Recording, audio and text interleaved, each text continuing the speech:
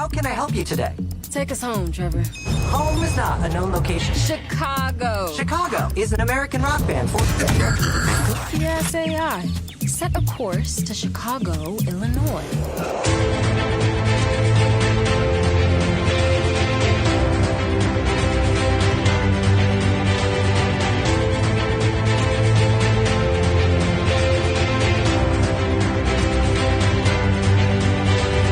Hello and welcome back to A Stark Contrast, where we discuss the differences and similarities between Marvel Comics and their MCU counterparts. And we're your hosts, Geoffrey And Dai. Hello, hello. We are back.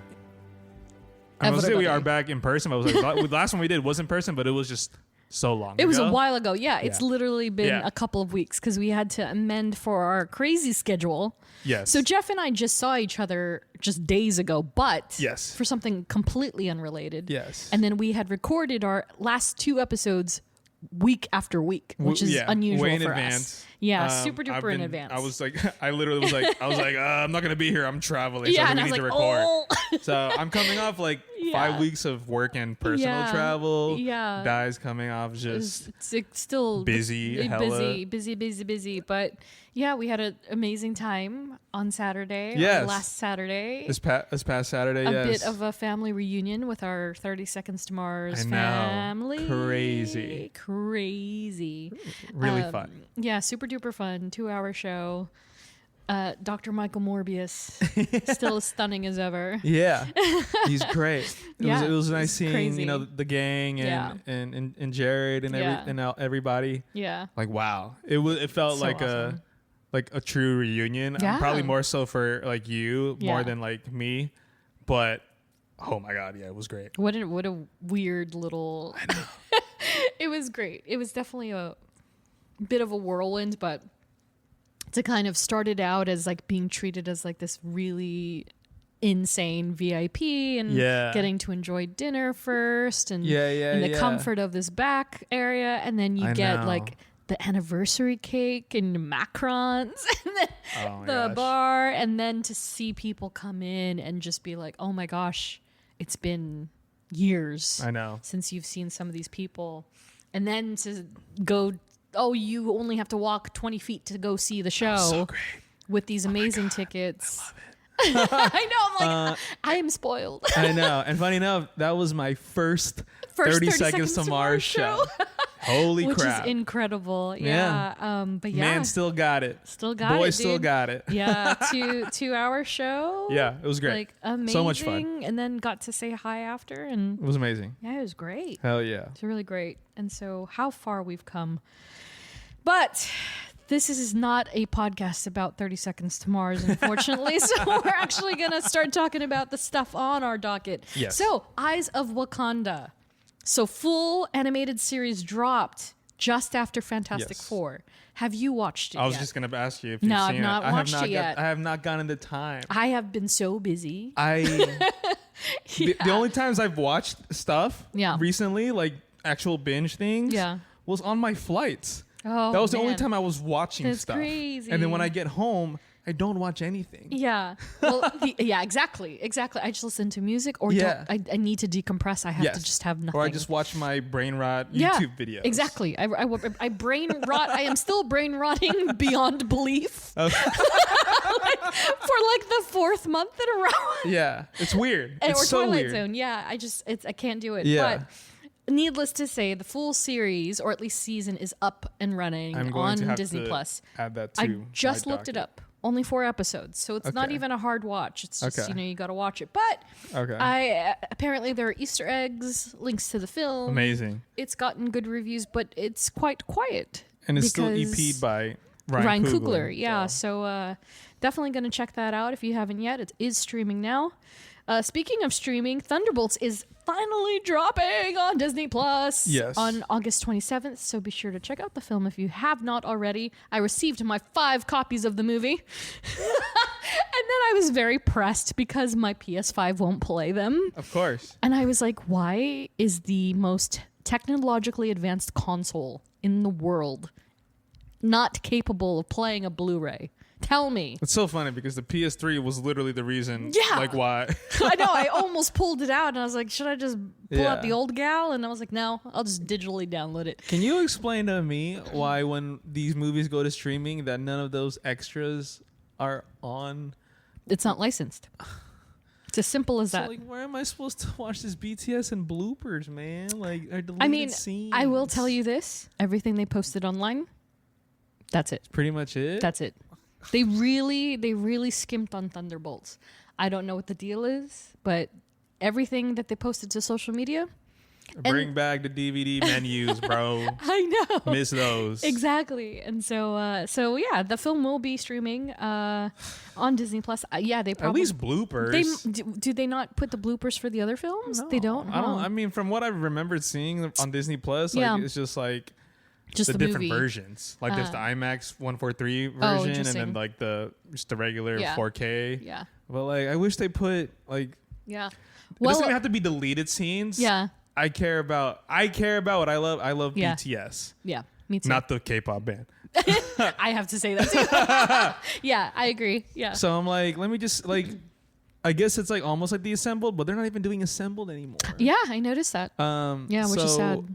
I love seeing behind the scenes. Behind the scenes stuff is the best. So it's like, fuck. And I know that even then, the FX studio posted some stuff.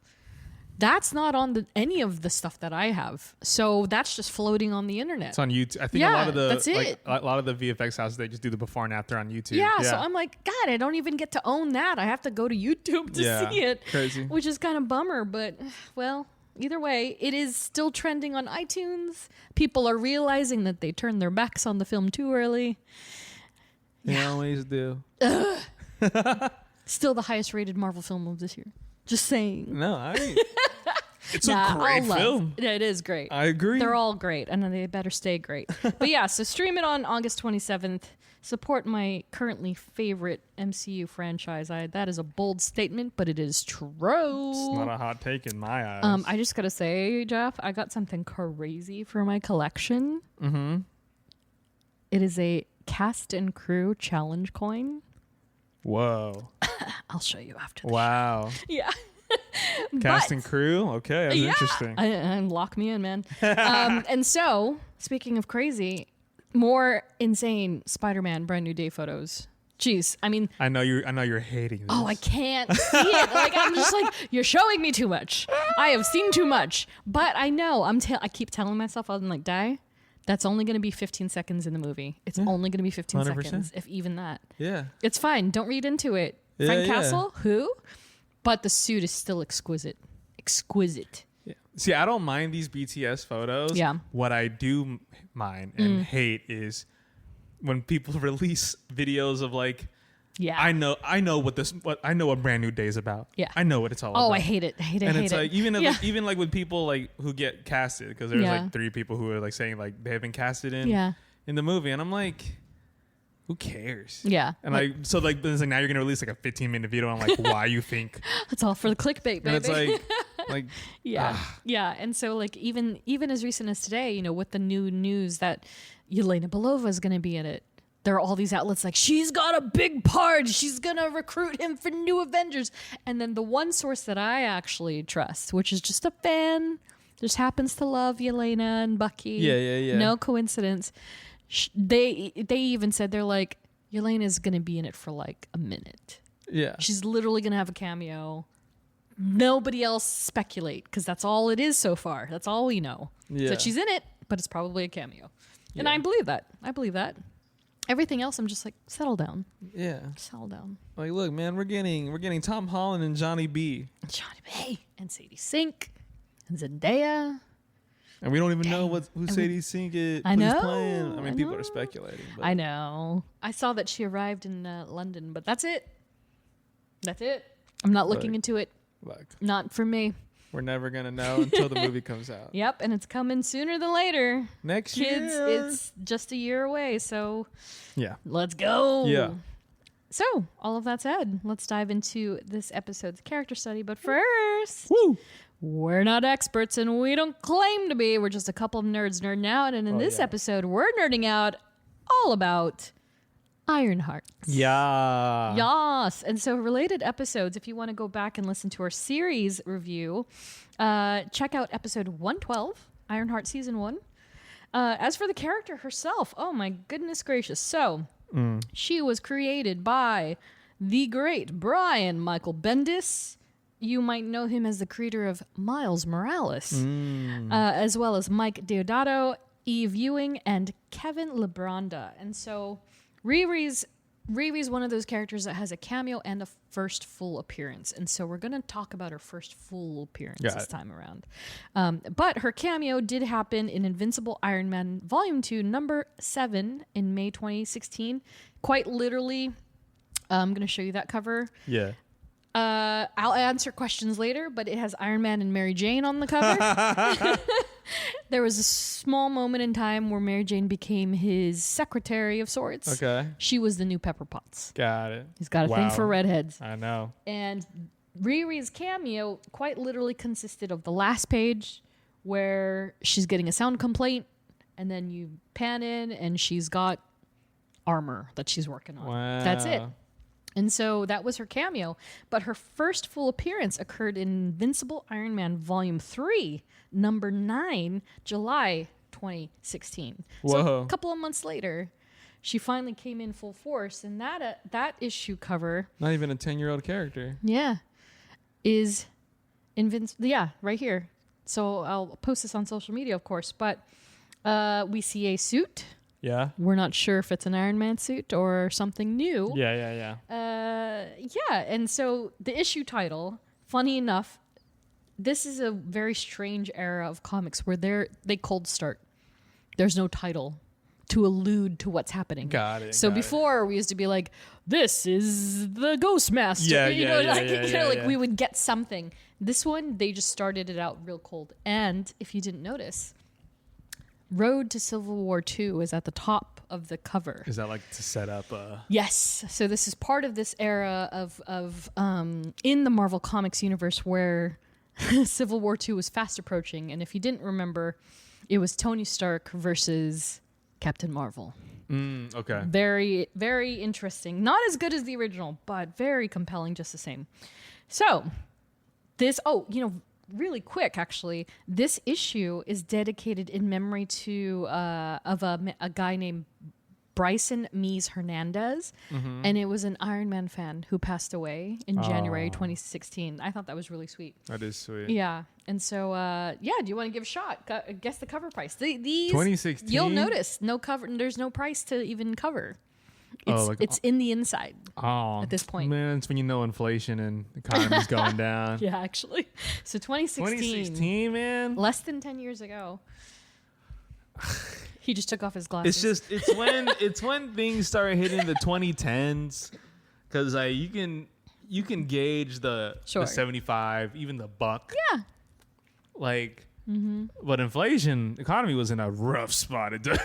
Yeah. Yeah. You know what I mean? Yeah, for sure. I want to say like something like it's like $1.75, $2, but I know it's not. It's $5. No, not quite. No, we're not crazy. Not quite. $3. A little Lower? Up. A little up. Wow. Yeah. $4? $3.99. Got it. Yeah. Wow, that's crazy. That's why there definitely came a moment where my pull list went from I'm going to get this, and this, and this, and this every month it comes out. But had also to shave that in half. I'm also so used to things being so overpriced that when it comes to comic books, I'm just like, yeah, it's probably $10. And Yeah. it's like, no, comic books are not supposed to be that They're much. not supposed to be. Right. It sounds affordable. Yeah. But it shouldn't be that much. But I'm like, yeah, $10 that's cheap. And I'm Yeah. like, wait, for a comic book, it's never supposed to be that much. Yeah. Much like a McDonald's value menu, because why is a McChicken $2.99? Anyways, I digress. I think I just read that they're about to lower their prices because they think it's too expensive. If I'm ordering from a value menu, I order 3 things and it's $15. Yeah. What are we doing here? A really quick tangent. I came home. I was coming home from work the other day, and I screenshotted my order because I do the app, and so I acquire points like crazy. Nice. And I'm very tactical about it. Yeah. And I got like, I banked on their like coupon for free fries. Yeah. And then I used the coupon for like $2 chicken nuggets.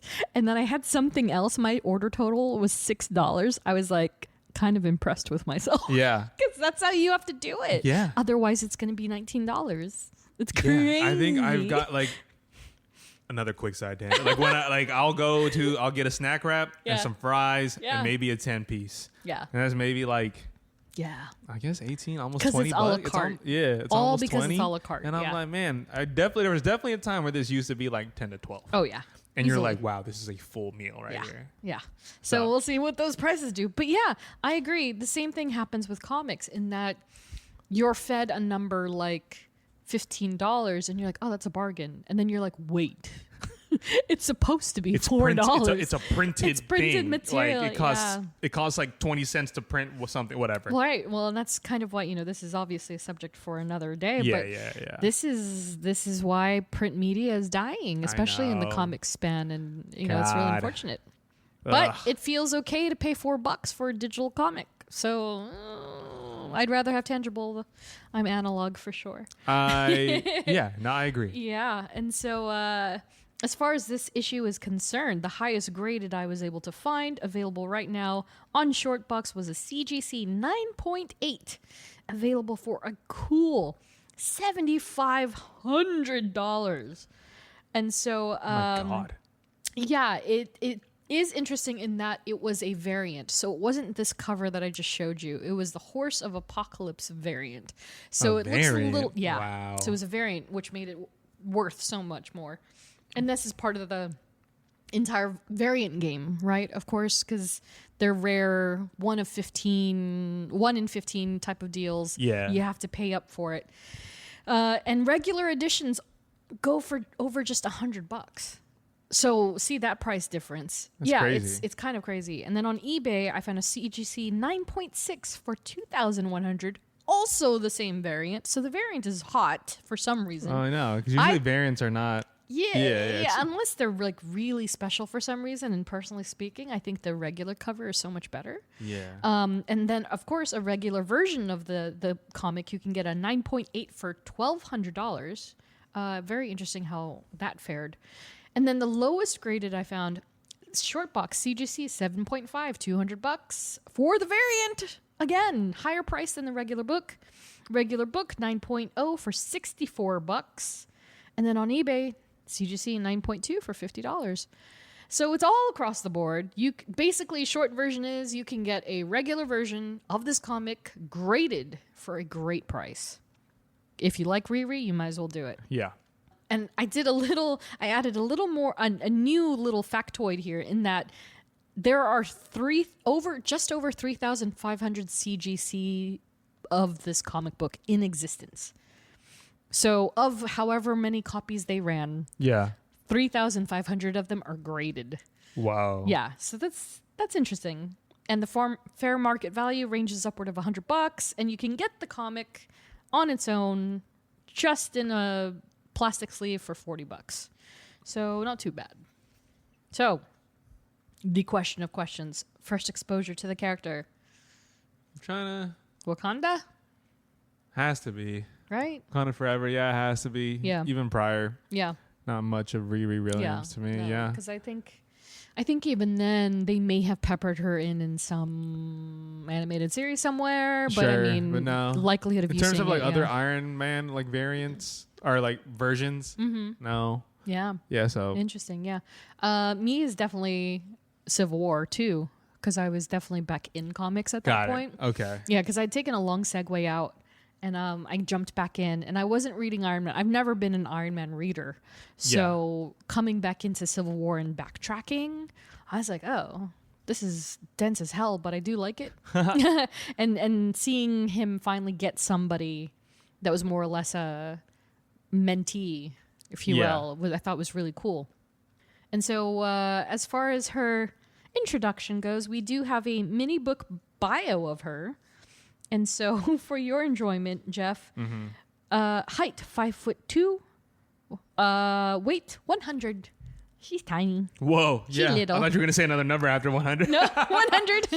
She's 100 pounds and tiny. And then her bio itself.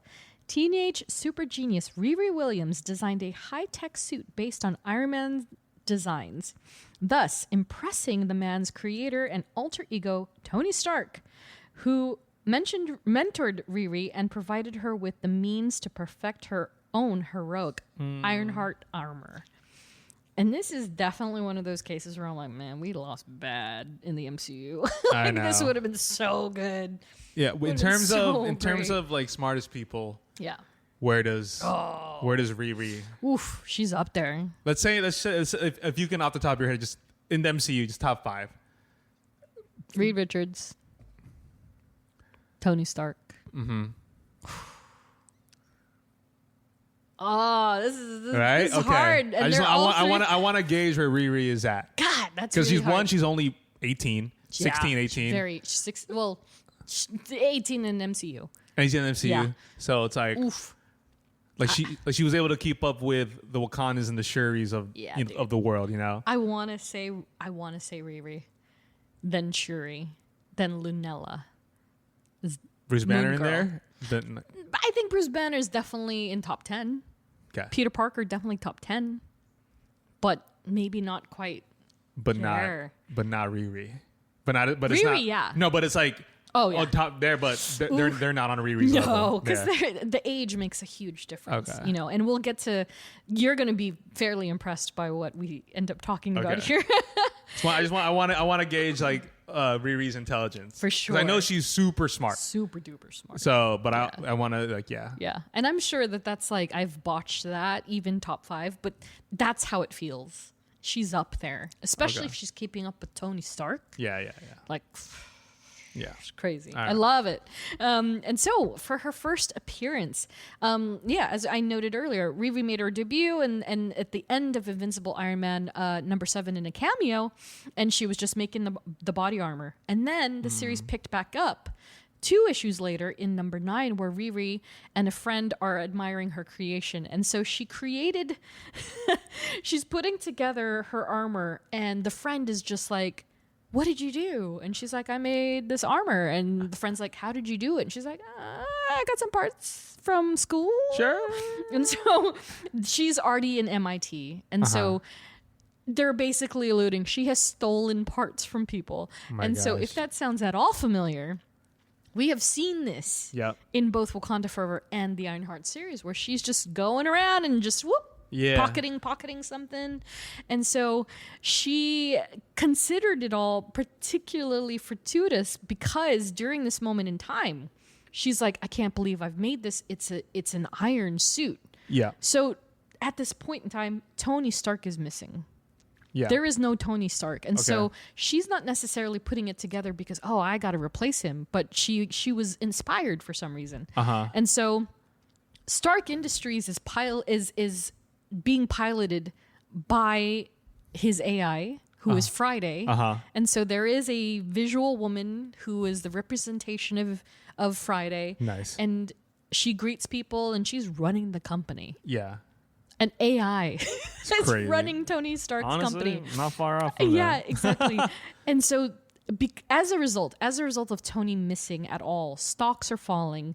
They're the lowest they've been in 15 months, and things are just kind of looking catastrophic for Stark Industries.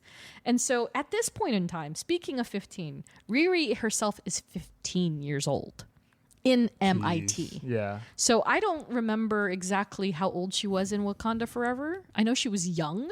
I feel like it was like 16, 17. Yeah, I think they did 16, 17 as well. But she's 15 in the comics. Okay. And so she's a true genius who is making her time at MIT a unique one. And so she's riding on a college scholarship. Yeah. She's doing all this stuff thanks to her smarts. But she's still kind of phoning it in because she's like bored. Yeah. Geniuses get bored. Wow. They gotta. I mean, yeah, it's kind of like in the series. Okay, Exactly yeah. right. And I was like, dang, this is so on point. And so one day, after the cameo specifically, she keeps getting approached by campus security, and they're like, we're getting noise complaints from your dorm friends, right? Or your dorm mates. Yeah. And she never answers the door because you don't have to technically unless they have a warrant, right? You don't have Sure. to open the door. And so the campus security and staff now approach her, and they're like, so we are hearing you're thieving, you're stealing things from campus for whatever it is you're doing because of these noise complaints. And so she decidedly states, you know what? They break down the door, they come in, and she very boldly just says, you know what? It's okay. I think I'm done with school. Damn. And it's the very moment that she finishes the iron suit. Dude, that's literally the first episode. Yeah, exactly, right? And you're like, dang, okay. And so that's it. She's donning her first Mark 1 in her first major appearance. So that's it. That's the rest of the crazy. issue, you got to remember, it's still an Iron Man book. Yes. So they go back and they revisit whatever is happening in Tony's world. But that's it for Riri as far as first appearance goes.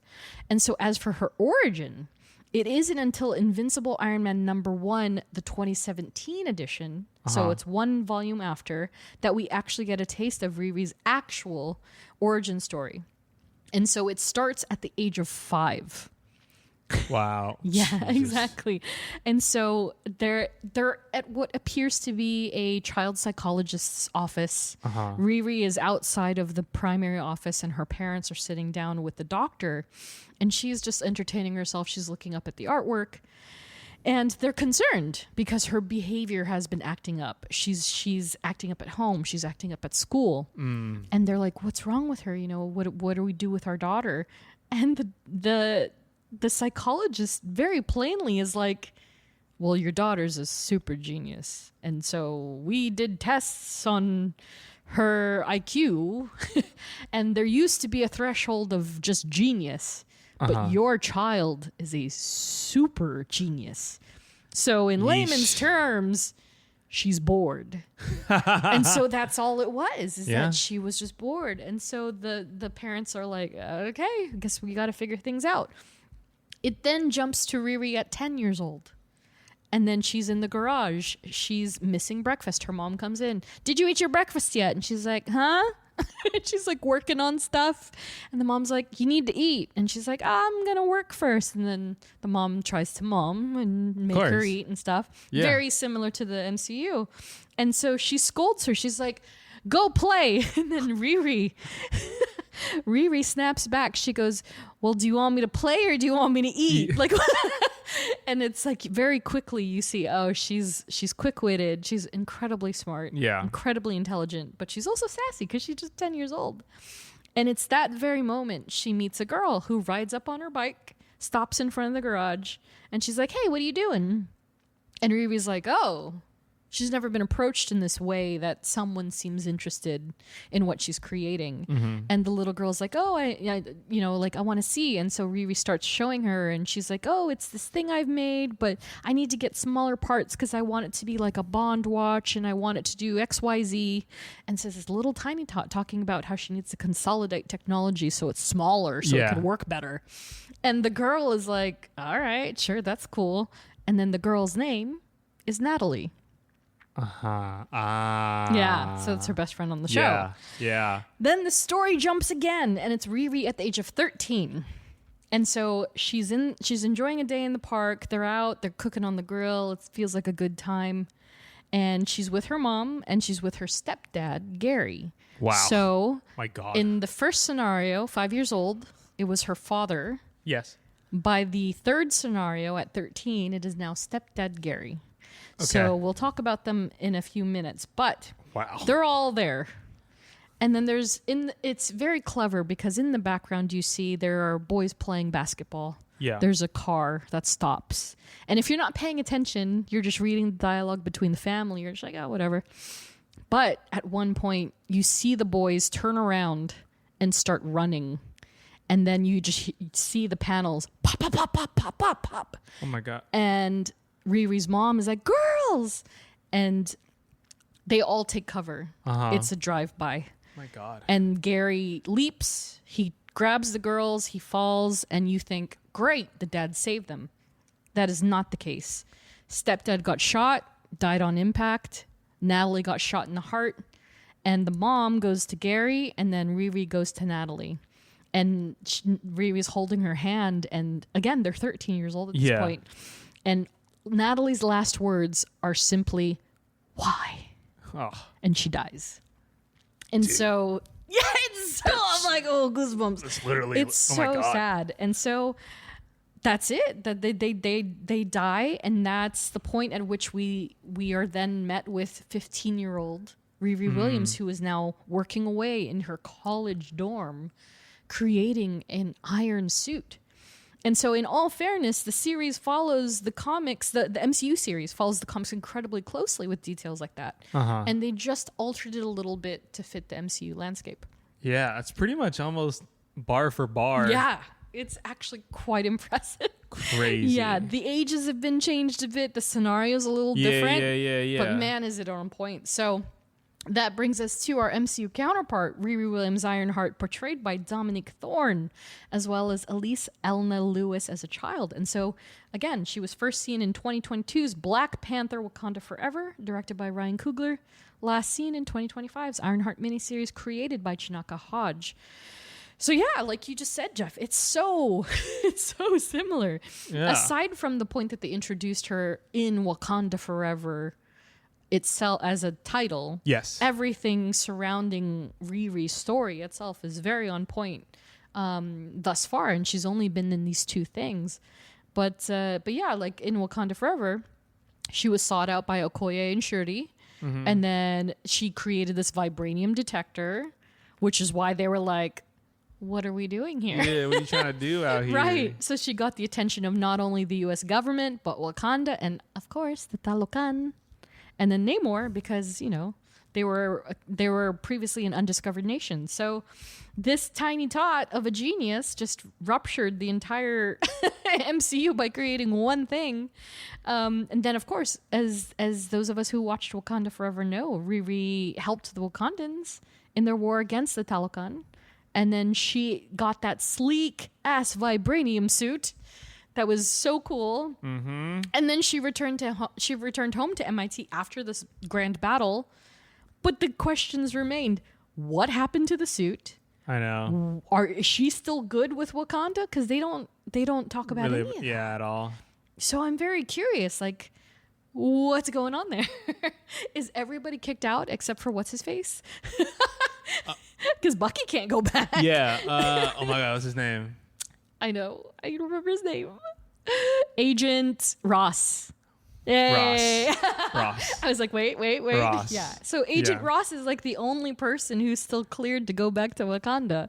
Unless Riri is, and they just didn't Yes. give that exposition. Yeah. Yeah.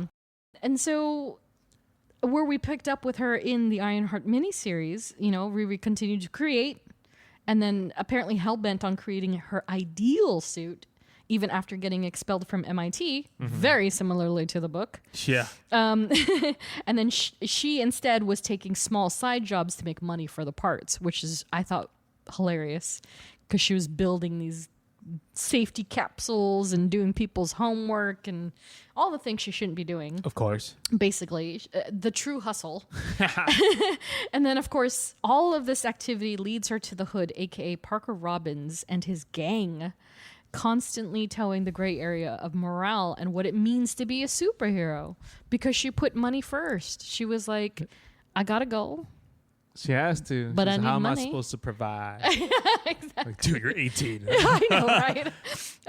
And so, yeah, it was very interesting because she turned very morally gray for a minute. Yeah. And even longer than I think anybody expected her to. Yes.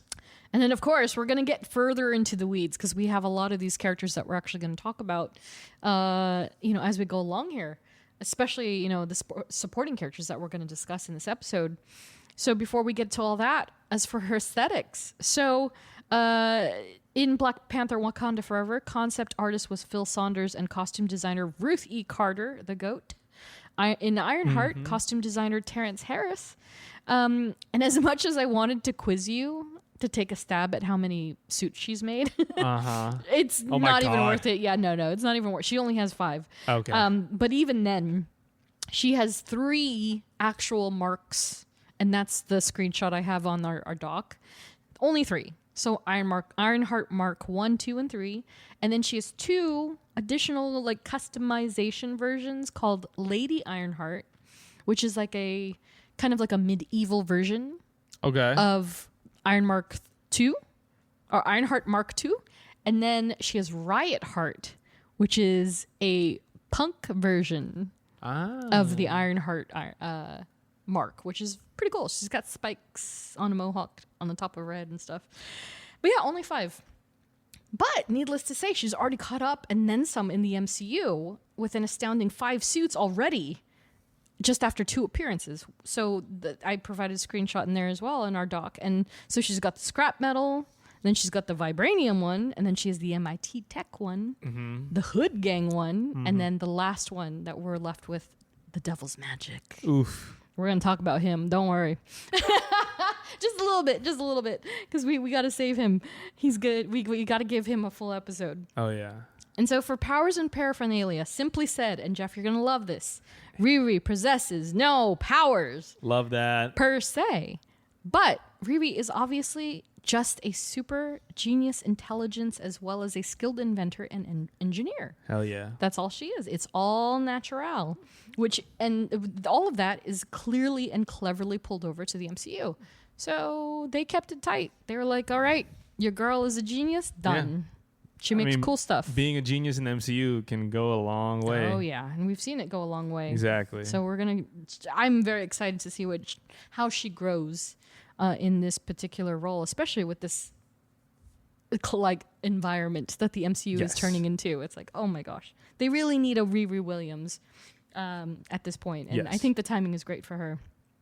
So as far as family, friends, and affiliations go, so this is where we're going to get into the little nitty gritty about what makes Riri Williams herself. And so her dad, Demetrius, and then her mom, Ronnie Williams, in the comics. So we don't get a glimpse of Demetrius in the MCU at all, just Ronnie. And so contrary to popular belief and speculation, first off, I just wanted to put this in here, Riri was not named after Rihanna. At first, I thought her name was Rihanna. Oh, really? You know, like when I first read about her, I was like, is she named after Rihanna? Because this is kind of like when Rihanna was like super duper hot. Yes. And sure. It's not at all. Maybe inspired by, but her name is actually Riri. And so instead, she was named after her father, Demetrius. So they took the Re out of Demetrius. Doubled it. And then just doubled it. Yeah. And so the unfortunate side of Demetrius is that he was believed to have died in a gas station robbery gone wrong. So it was very simple. Again, they lived in Chicago. Yes. Not a great hood for them. And shock, he faked his own death. Oh my God. I know. And he even spent some time with the 10 rings. Wow, that's lore. We're not going to talk about it, but it's a lot. But that's lore right there.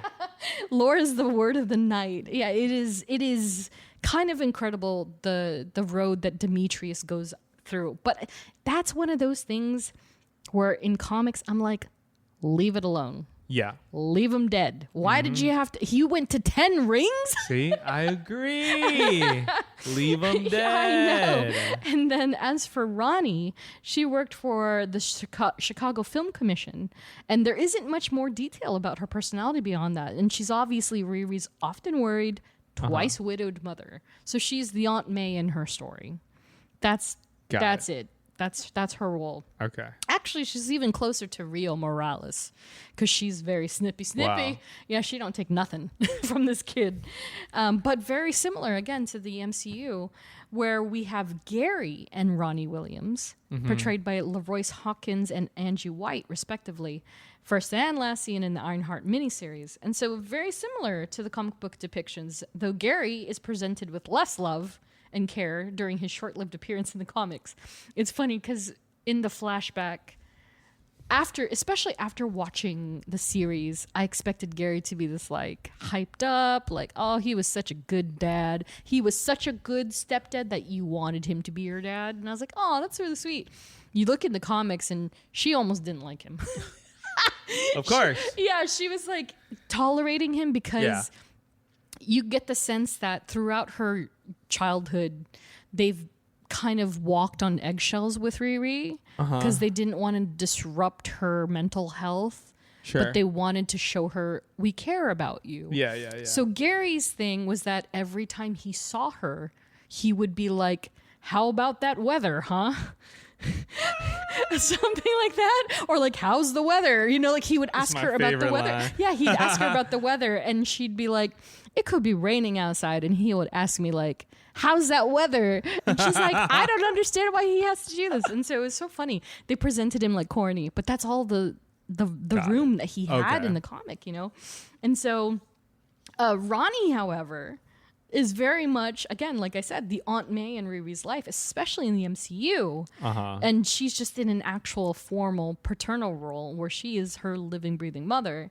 And, you know, she's endured these moments of repeat grief along with her daughter being twice widowed. Yeah. You know, and in the MCU, I definitely get the sense that Demetrius died. Like he's not in the 10 Rings somewhere. Yeah. And unfortunately, Gary, you know, we saw Gary's fate. He got gunned down in a drive-by, very similarly to the comics. And so Ronnie's main focus is Riri and her mental health and constantly asking her daughter to open up and stop working. And then, you know, you get the sense along the way in the series that she realizes, you know what, if I stop trying to make her stop, then we'll be on the same page. And it worked out. And it benefited their relationship because they go on these crazy, wacky adventures in the second half. Yeah. With some characters we'll talk about in a minute. But first and foremost, before we go down all that, Natalie Washington. Oh my gosh, I learned to love this character very much through the series. Yeah. And so, I agree. yeah, right. And so as we covered up top, they became friends at the age of 10, only to become best friends along the way. And then she unfortunately met her untimely death by drive-by. And yes, similarly to the show, Natalie becomes an inspiration for an aged up AI created by Riri called Natalie. I was gonna test you on this on the acronym. Her acronym. Yeah, and I was like, that's not right. Not another. Yeah. Oh yeah. So Natalie stands for Neuro Autonomous Technical Assistant and Laboratory Intelligence Entity. Yeah, you lost me at neuro. That's a long one too. It is an It's odd not one. even 5 letters. It is straight up too many letters. And so she helps Riri throughout her adventures in the comics, as she does in the series, where she is beautifully portrayed by Lyric Ross. Oh my gosh, I loved Lyric Ross. I've only seen her in one other project, and that is This Is Us. And she was on that show, and she was just phenomenal. Okay. She was the older daughter, but man, she was fantastic. And so as Natalie, she is first and last seen in the Ironheart Mini Series. And we don't know much about Natalie's familial history because they never actually talk about the parents, I think. I think it's just Xavier and Xavier, whichever one you prefer to say. And just like in the comics, the two met as children and became best friends before her death. And so same thing. Died by drive-by. It's so crazy. gosh. Yeah, they really nailed some of the nuances because even in the comics, you know how the series started out with Riri doing a selfie video? Yes. Riri in the comics does these video blogs. So she has a digital diary. Got it. Okay. Full adaptation. Yeah. I was like, Wow. chef's kiss. Yeah, and so as for Natalie, the same fate became of Nat, and Riri accidentally created an AI based on her friend after mapping her own brain. And so I think it was not intentional in both the comic and the series. It was kind of an accident because she was so in the grief of remembering her friend that it just happened. And grief itself is undoubtedly an overarching theme in this show. And the way that Riri deals and builds from it is ever present, especially with Natalie and the role that she plays in the series. And then, of course, as fate would have it, Natalie appears to be resurrected by the end of the miniseries thanks to... Say it, Jeff. Oh my God. Say it. Hold on. Say it. Mephisto. Mephisto. My friends call me. I'm called many things, There it is. but I'm most known as Mephisto. Yeah, that's right. Because he did the Yeah. the trio of voices. Mephisto. Mephistopheles. Imagine. Yeah. Oh, so great. But yeah, so big spoiler alert. She's back to life. Great. And we'll see what happens there. And then there are the Stantons, Madeline and Zelma. And so funny enough, I don't even think Madeline is in the comics. I do not think she really? exists. Yeah. It's just Zelma. And on top of that, as to be expected, Zelma is very much of the Doctor Strange realm. So there's no crossover for Riri and Zelma in the comics. Hell yeah. So it makes it more due credit for the series because, like, dang. Like, honestly, I love that crossover. It didn't feel unnatural or anything. It felt like it was very... I love that going to the sorcerers, to sorcerer school. Yeah. It's just like a thing. Yeah. Just so you know. It's like, oh, where'd you study over the summer? Oh, at Kathmandu. Karmatage. Yeah. I got, I was just training. Yeah. Spent 3 months, just making portals. With the sling ring. Little sling ring. Got my own sling ring. That was cool. Portals to other dimensions. Exactly. Yeah, so they don't have this crossover that they do in the MCU, where they're portrayed by Kree Summer and Regan Aaliyah, respectively. And so, once again, we have never seen these two before the Ironheart miniseries, but they're clearly woven in characters, and they're just so fun. Mm-hmm. They're just so organically there. It doesn't feel misplaced. It feels natural. It doesn't feel like a name drop. Yeah. And that's it. No, Yeah. it's like, no, you actually believe like, oh, the mothers know each other. Yes. And they're into this magic stuff, but Ronnie just didn't know that They're like, Madeline what was... is this? Yeah. She just didn't realize the depth at which they're Yes. practicing it. And so, yeah, again, I believe Madeline was an original creation for the MCU. Got it. And yeah, she's old friends with Ronnie. And Ronnie is more of the crystals and tarot card side of magic. And then Madeline's more like, again, she's making portals. Yeah. She's like, And- you created, what was it? You created in a parallel universe? Yeah. Or you created like, what'd I tell you about creating things in a parallel universe? So funny. They're so funny. And she was a practitioner of the Masters of the Mystic Arts. Wow. That's the formal Yeah. title. Yeah. And That's the one. Yeah, and then there's her daughter Zelma, who looks exactly the same as she does in the comics. The glasses. Really? Oh yeah, full force. Oh, I love her already. So she almost practiced magic and sorcery at Comitage, but Madeline was like, "We're gonna homeschool you," and that's what happens. Mm-hmm. That's why they have the storefront and all that good stuff. And so these two assisted Riri in determining the matter of the cloak. And then they educated her with the knowledge of how to use it against the gang, which, of course, led to John's death in that facility when she tried to go stealth and all that good stuff. But as we know, we last saw Parker approaching Zelma at her storefront, and she has no idea who he is. She has no clue. How did they not be like, if a guy named Parker Robbins comes up to you, don't help him? How did they not tell her? She had the look on her face, just like, oh, how can I help you? Yeah. Oh, baby girl. But yeah, she was definitely my favorite newcomer. Yeah. New introduction for sure. Definitely my favorite. And then we have this guy we haven't talked about for a long time. Mm-hmm. His name is Anthony Tony Stark, aka Iron Man. I'd like to go back and do like a proper Iron Man episode in this format that we adopted. I mean, yeah, because technically he was the... Yeah, right. He was the first episode we ever did, and we were still finding our footing. And so we didn't start doing the structured stuff until I want to say the end of season 1. Yeah. And so I'd love to go back. I mean, he's gotten some crazy lore over the years, but I know you love you some Tony Stark. So I'm never going to say no to Tony Stark. Yeah, right? Like, I think that would be kind of cool. Especially now that we have these characters weaving in and out of comic canon. But what is to be appreciated by Riri's existence at all is that she, in this comic book world, represents she not only represents women, but she also represents Black women. And so what makes her so especially important in this world and in the pathway of what Tony Stark has left is that like for instance, so she was en route to rising to greatness, right? Yeah. She decided at a young age, I'm going to become a scientist. And the teacher that she was telling this to at first was like, yeah, you're going to be a scientist. It's going to be great. Yeah. Encouraged her so much to the point that Riri was like, I don't want you to agree with me because I want you to challenge my brain. Yes. And tell me it's going to be hard. She's 10 years old when she says this. Yeah. And then the teacher eventually buckles and she says, you're going to be a scientist, but you'll never be Tony Stark. Oof. And that's Oof. when Riri was like, you Bet. know what? Bet. I'm going to break the wheel. Yeah. And that's when she decided, I'm going to become Riri Williams, not this Tony Stark business. Yeah.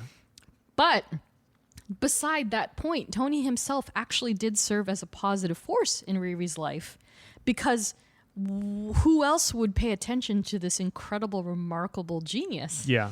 that was obviously up and coming more than Tony Stark himself?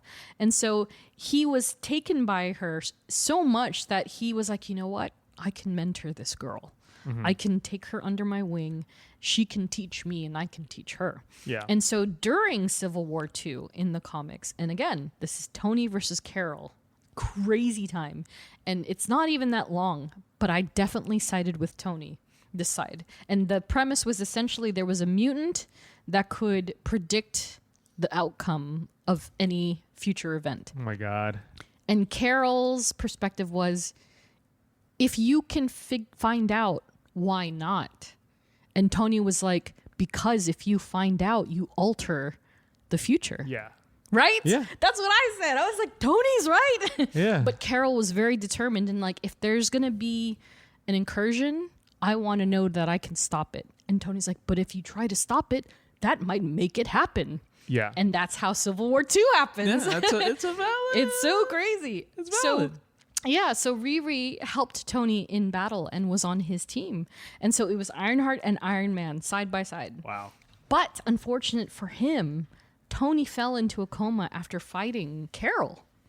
So My gosh. things went a bit sideways for him for a long time during that time frame. And then while his body was incapacitated, Tony Stark, being Tony Stark, sent Riri an AI copy of himself. That's funny. Yeah, fully operative. Knew who she was like, I know I'm down for the count, but I'm here. And so he assisted Riri during his absence. That's until crazy. he came back. Yeah, and That he is mentored funny. her. Yeah, he mentored her through AI, which is so incredible. And then, of course, Tony Stark, Iron Man, portrayed by Robert Downey Jr., first seen in 2008's Iron Man, last seen in 2025's Fantastic Four. I was just kidding. Oh, That's Doctor Doom. 2019's Avengers Endgame. So, like I said earlier, we got robbed. Damn. Got robbed. It would have been good. It would have been a cool mentorship, but I get it. But yeah. you know. They're making do with what they have, and Yes. I appreciate that. Yes. And then I wanted to give an honorable mention to the Champions, which we do not see or have not seen in the MCU just yet, but they serve as the main team that Riri joins in the comics. So where there's Young Avengers, which seems fitting, she joins the Champions. And so that tenure often included teammates Amadeus Cho. Yep. What is he? The Sensational Hulk? No, that's She-Hulk. What am I saying? What is it? Totally Awesome Hulk, I think. Okay. Gosh. Vision, Oh. which is Vision's daughter. We're going to talk about her for a hot second in a minute. And Sam Alexander, a.k.a. Nova. Wow. Yeah, so that was her main team. And then Miles comes in at one point. And yeah, it's pretty solid. And then we have love interests. So it's a nice, short, and sweet list. It only consists of Xavier I was King. gonna say, how do you fall for a complete genius? You know, it's hard. I know. Well, is it even that, or is it just the one-sided unrequitedness? You know, Yeah. like, is it the genius falling for the normie? I know. Yeah. Yeah, and so Xavier in the comics, he had a minor role, but he was still very much her crush, and he lived across the street. So say that Natalie lived next door, he was across the way. And as you would note, they are not related. Yeah. He is Xavier King in the comics. And so, again, she made video blogs of her diary. So she had a digital diary and she would talk about him and she'd just be frustrated and she'd be like going off about him. So it's really cute puppy love stuff. But again, he's not in it for a long haul. He makes some appearances and that's it. Nothing too crazy. And then, of course, we have Xavier Washington. Last name is different in the MCU, portrayed by Matthew Elam, and first and last seen in the Ironheart series. And so, given the name change, it's clear that his backstory was changed to fit the narrative of the show. Yeah.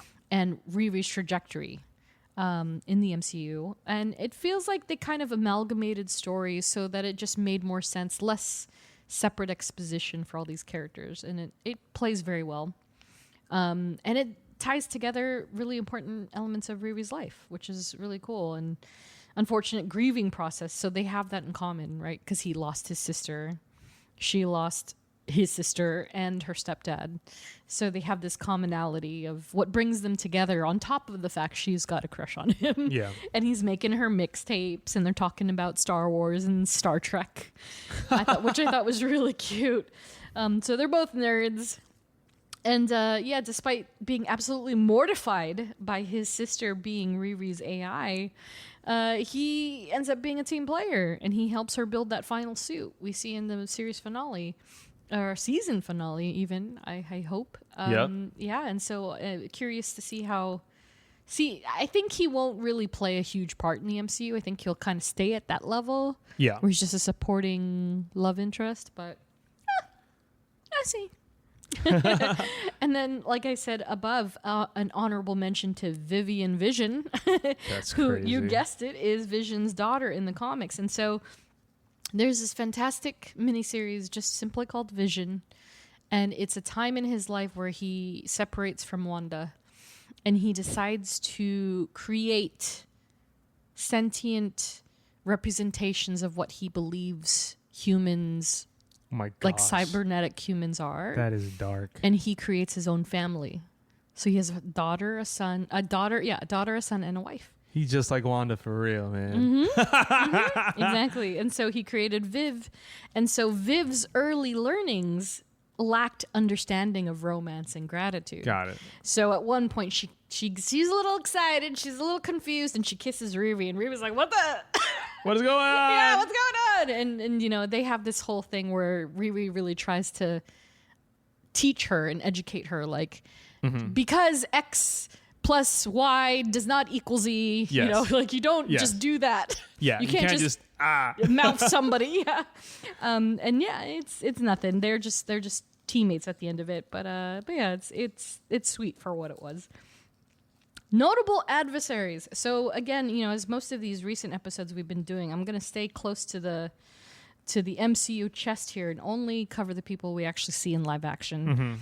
And so first up, Parker Robbins, aka the Hood. And so no major crossover between these two in the comics. Yeah. But they've been in Iron Man issues together. Just not in the same room, if you will. And so Iron Man, again, his lore is so insane. It's been so insane. Like, for instance, we were introduced to Taskmaster through Iron Man. You know what I mean? Yeah. Like, in this one issue that I was reviewing for my homework, in one issue, all these characters made an appearance. Iron Maiden, that's Milena Vostokov. That's Natasha and Yelena's mom. Okay. Riri, the Hood, Iron Man, Mary Jane, Blade, all in one comic book issue. Yeah, that's crazy. So that lore is crazy. The intersectionality is wild. Yes. So they have that in common, but they don't actually have direct contact with each other. Whereas in the MCU, where Parker is portrayed by Anthony Ramos, first and last seen in the Ironheart Mini Series, he has got we'll probably talk about this guy. He's loaded. He's loaded with lore. It's kind of intense and very interesting lore, mind you.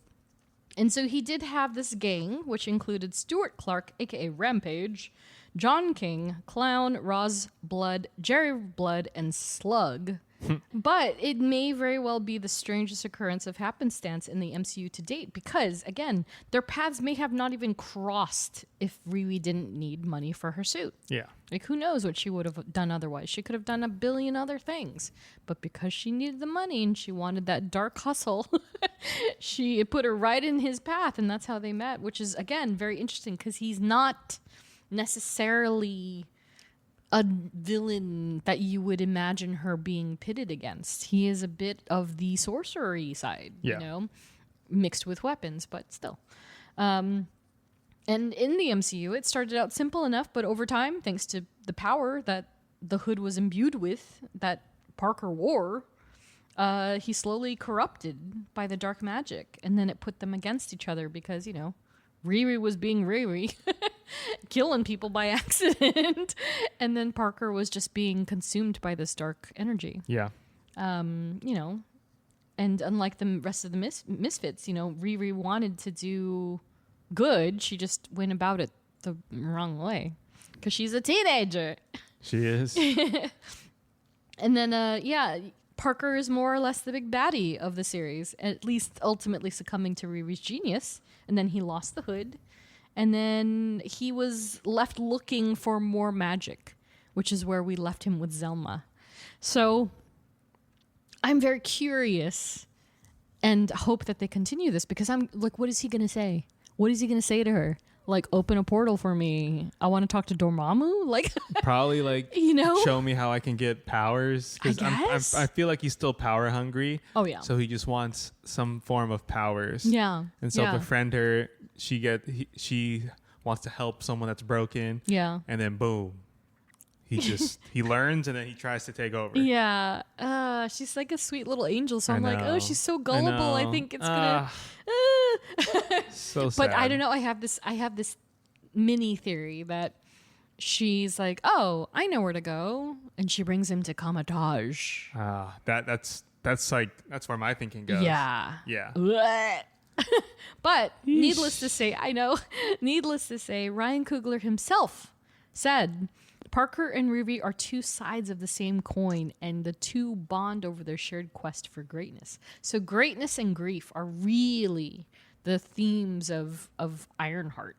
Not only the series, but also like the character, I think. Yeah. And because, you know, if you think about it too, not to pit her in the same pigeonhole as Tony Stark. Yeah. Tony had his own grief issues. Yes. With his parents and a drinking problem. And so it's kind of like, oh, what is her vice as a genius? You know, they have this thing clutching to them, and yeah, grief and greatness for that one. And then there's Ezekiel Zeke Stain. So this dude's also got enough lore that we could probably talk about him if we really wanted to. Sure. Especially if they end up making an Ironheart season 2. But believe it or not, Zeke and Riri don't have canonical history when it comes to the comics. Zeke himself is predominantly an Iron Man-centric adversary. Iron Man has literally faced everybody. Everybody, yeah. So he had to face 2 generations of this family. That's crazy. And the same as Peter Parker in the Osborns, right? Yeah. Yeah, it's kind of that weird lineage thing. And so, you know, as depicted in the MCU, Zeke is very much the son of Obadiah Stane, another one of Iron Man's classic rogues gallery. And like many of these villains, he used himself as a guinea pig for experiments, executing cybernetic augmentations on his own body. Then that's what Ghost did. That's how Ghost became Ghost, you know? And so Zeke's comic lore is reasonably dense in its own right, but he's got less than 100 major appearances in comics. So that's kind of humble, to be perfectly honest. That's the equivalent of 8 years of history, even though he's been around for a bit. But his deeds never fall short of acts of terrorism. He's always doing something really bad. But he has been on the good side of things, and he's teamed up with Tony Stark on some occasions. But, you know, overall, he's still a bad guy. Of course. Which is well represented over in the MCU, at least in the latter half of Ironheart, where he's portrayed by Alden Ehrenreich. And so he was first and last seen in Ironheart Mini Series. And so, yeah, for what it's worth, it's pretty similar just not as similar visually. Like in the comics, he's like full on cyborg. Like he's got like actual he's like cybernetic limbs and stuff. In the MCU, they kind of like he's gonna get a glow up again. Yeah. Like he's gonna somebody. He's gonna show up. He's gonna be like straight up RoboCop. You know what I mean? Yeah. But in Ironheart the series, we first met Joe McGillicuddy, which is so funny. Of all last names, I know McGillicuddy. That's Lucy Ricardo's maiden name for people who don't watch I Love Lucy. Okay. It's just really funny. And so it was the pseudonym that Zeke took on to distance himself from the Stain legacy. And so, of course, again, in the MCU, his father is also Obadiah Stane. And so their meeting was fated in a lot of ways, at least when you look at the MCU approach, because Riri was hustling him for all the illegal stuff that he had. Yes. So again, it's the morally gray area that's putting her in line with these people who are gonna be her adversaries at one point. Yes. So she kind of brought it on herself, but she learned. She learned. It's cool. But Zeke, funny enough, helped her along the way. You could see he wasn't totally entirely bad, but he wasn't all that good either. And it all came to a head when Riri dropped the biomesh. And I felt for her. I was like, oh, you dum-dum. I was like, you messed it up. And that was the only thing he asked of her. He said, whatever you do, don't let this trace back to me. Yes. He literally says that. And it's the one thing she did. Which, of course, then puts them up against each other. That's it. Yeah. It's full circle because, John dies. And then the gang's like, now we got to get her now. And Zeke's like, let's go. And then, of course, once they meet again, he underwent all that augmentation. So he's gotten his upgrade already. He's already gotten a glow up. And so he's fully upgraded and bionically enhanced the next time that they meet and they fight. And he lies to Parker about killing her. Which I thought was funny. I was like, bro, you're not going to get away with that. Are you serious? Yeah. No body check? What? Yeah. But it's definitely not the last we've seen of him because, he just kind of disappears. Yes. After that altercation. And then he comes. Did he come to save Riri? I can't remember. Like he came back when they were in that restaurant or no? Or like, did he just leave? I can't remember. No, he just left. Left. And he was like, we're not done here. He's like, yeah. I forgive you, but we're not done here. Yeah, we're not done yet. Yeah. Yeah, that's it. So that's the last we saw of him in the series.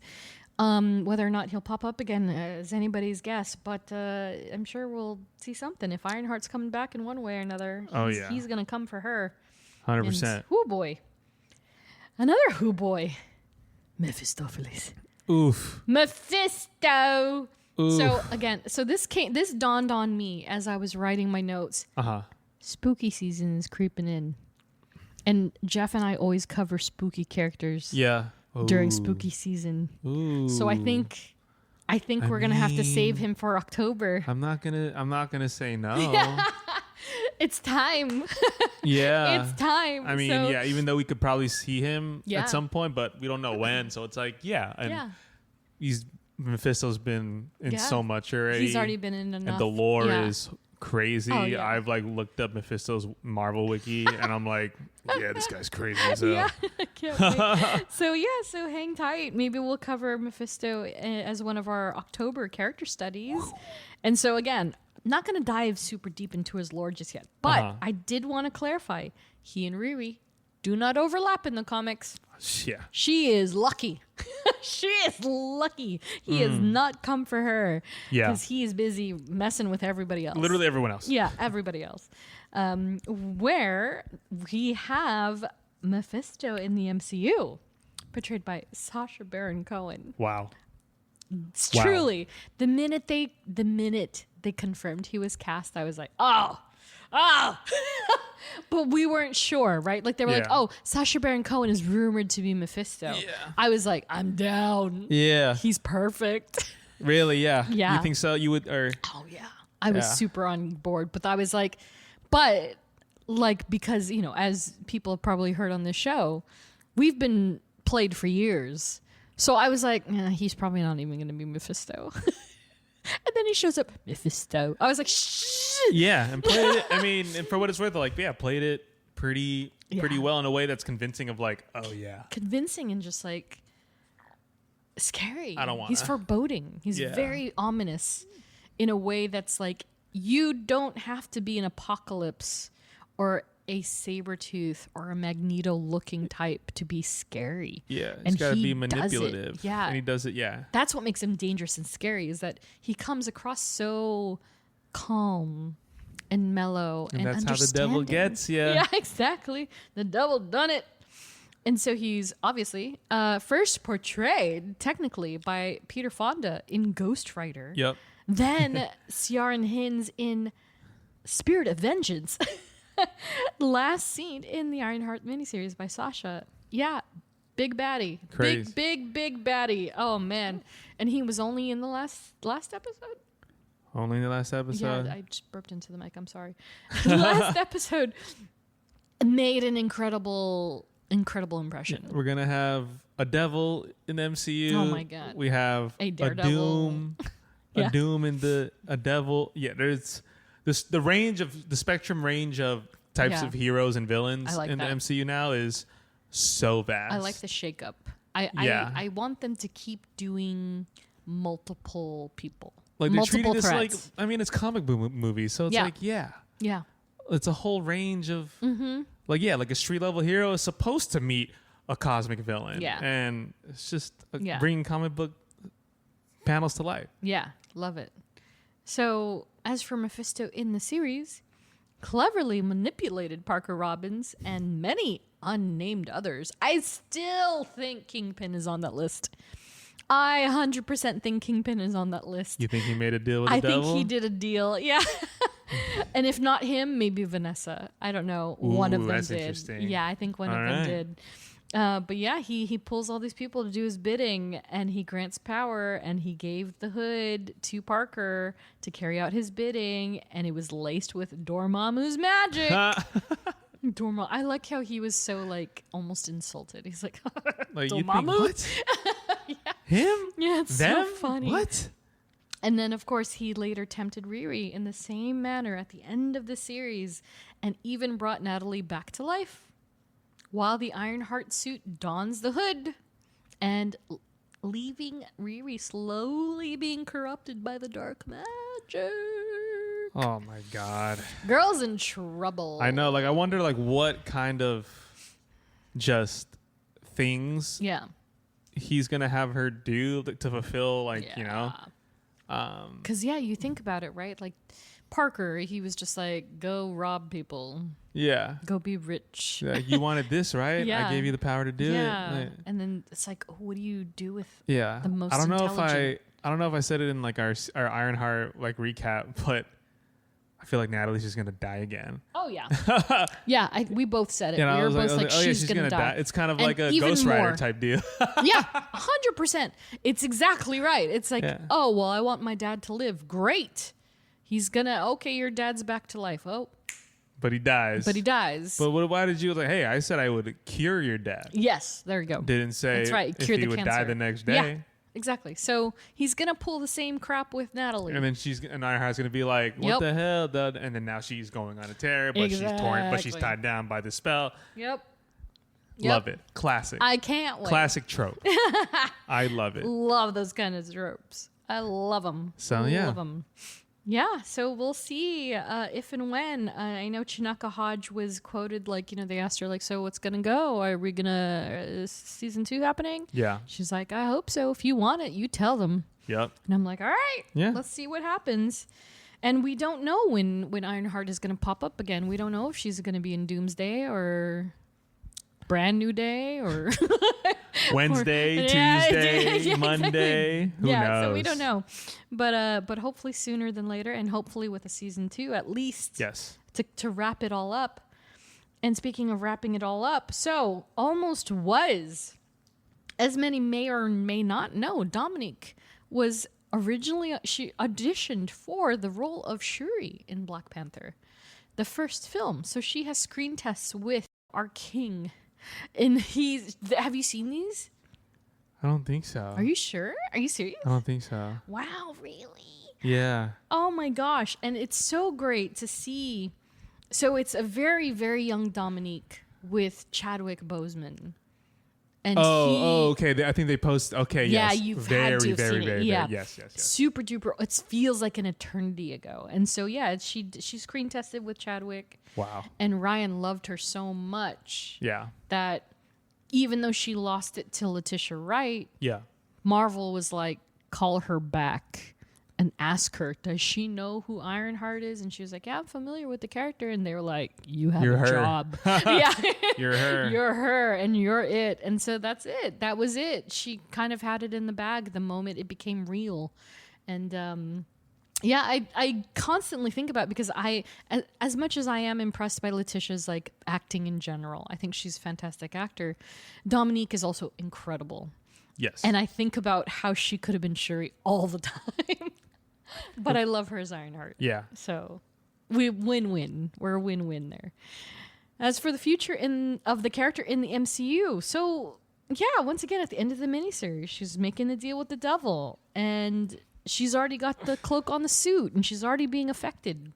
And Natalie's alive. What are we thinking? I mean, like I said, we don't know when she'll pop up next, Yeah. and I wonder like who would like press her, Yeah. like saying like who would she like talk to, like the next hero that she talks to, and she's like, oh my god, you won't believe what happened, Yeah. you know, da da da, and like Yeah. someone realizes like, wait, she's back from the dead, Yeah. and be like, Riri, what did you do? Yeah. And then bang. I don't know. I feel like she's gonna make an appearance, her next appearance, as a cameo somewhere. Maybe I don't know. But Yeah. I don't know where else. You know, It's like tough, look, right? yeah, Because then she's going to have to be affected by the magic. yeah. So then it's Like, how do you just drop her in? You know, Right. And she's the only superhero in Chicago, so it's like, who Yeah. knows? Yeah. Yeah, it's a tough call. I really... Or maybe she gets it's crossover somewhere where she's doing something on a job. You know, she crosses a hero, and it's like, the hell? And it's like, boom. Brand new day. Yeah. Who knows? Fighting. Who knows? That'd be crazy. Yeah, I don't know. And so it's all up in the air for me. I'm kind of like, I really don't know. But this is like comics, right? Yeah. Like, you don't know where a character, like, and a random character will just pop up on the second to last page or last page, and it's like, Exactly. what the hell? Yeah, exactly. Like Blade. At the end of that issue, I was like, Blade, what are you doing here? He just comes out of nowhere. I was like, Yeah. So Yeah. I feel like that's where yeah. the MCU is kind of going, because we have Yeah. all these characters, Yep. and so All this potential. yeah. Yeah. Who knows? Yeah. Exactly. So, yeah, I guess we'll see. I mean, yeah, I don't know. Totally at a loss. Yeah. But maybe she wraps up with the Fantastic Four somehow. I don't know. It'd be crazy. That would be crazy. But It'll yeah. just be like the randomest of crossovers. Yeah, And it'll just be like, whoa. Yeah, nice. unexpected. I do feel like maybe it'll be hopefully Ms. Marvel or America Chavez, but I don't know. There's something with the youths. Yeah. I finally saw a tweet, speaking of America Chavez. Yeah. Finally saw a tweet like echoing me of like, Oh, really? she's the only person that can travel the multiverse, Yeah. and she's not Yeah. in Doomsday. Yeah. Or at least confirmed At to be least in Doomsday. confirmed yet. Yeah. And they I'm gotta like- do it, man. Yes. Yeah.